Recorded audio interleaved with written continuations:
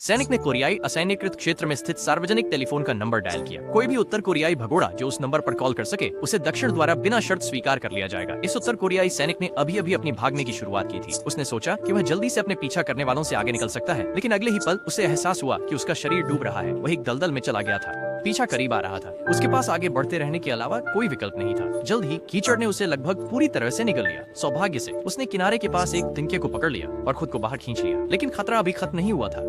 सैन्य सुरक्षा क्षेत्र में पहुंचते ही उसने दूर दक्षिण कोरियाई सैनिकों को गश्त करते हुए देखा। जब उसे लगा कि वह सुरक्षित है, उसने कुछ पर कदम रखा, एक लैंडमाइन। निराश होकर उसने मदद के लिए पुकारने की तैयारी की, लेकिन इससे पहले कि वह ऐसा कर पाता, एक बंदूक उसके सिर पर तान दी गई। उसका पीछा करने वाला एक उत्तर कोरियाई अधिकारी उसे पकड़ चुका था। सैनिक ने अधिकारी से अपनी बंदूक सौंपने की मांग की, चेतावनी दी कि अगर बारूदी सुरंग फटी तो वे दोनों मर जाएंगे, लेकिन अधिकारी नहीं डरा। उसने सैनिक से कहा कि दक्षिण कोरिया वह स्वतंत्रता की भूमि नहीं है जिसकी उसने कल्पना की थी। सैनिक ने हार मानने से इनकार कर दिया। भले ही वह असफल हो जाए, वह कोशिश करना चाहता था। अपनी दृढ़ता साबित करने के लिए उसने अपना पैर उठाया, माइन को विस्फोट करने और दोनों को नीचे ले जाने के लिए तैयार, लेकिन कुछ नहीं हुआ। यह एक नकली था। लड़ाई जारी रही। अधिकारी ने एक क्रूर हमला किया, सैनिक को बेरहमी से पीटा।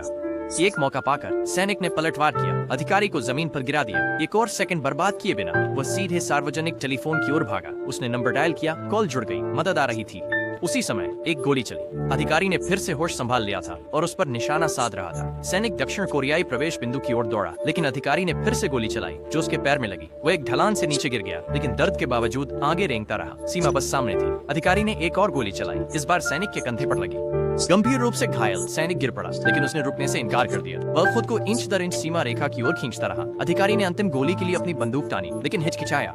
वे कभी अच्छे दोस्त थे। सैनिक को स्वतंत्रता के लिए इतनी बेताबी से संघर्ष करते देख अधिकारी ट्रिगर नहीं दबा सका। उसी समय दूर से हेडलाइट्स चमकी।